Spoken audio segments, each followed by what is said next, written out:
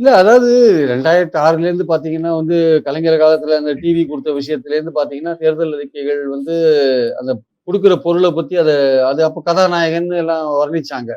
சிதம்பரம் தான் முதல்ல அத பேசினாரு.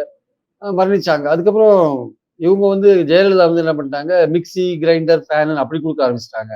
பட் இப்போ வந்து காலம் மாறி இருக்கு ஆக்சுவலா. இப்போ வந்து அ மக்களுடைய அந்த பேங்க் அக்கவுண்ட்லயே நேரடியா பணத்த ட்ரான்ஸ்ஃபர் பண்றதுக்கு வசதி இருக்கிறதுனால, இப்போ அந்த மாரியான ஒரு ஒரு ஒரு முன்னேற்றம் வந்திருக்கிறதுனால, அந்த பொருள் குடுக்குறதுல இனிமே ஒரு அது அது அதோட தேவை முடிஞ்சு போச்சு.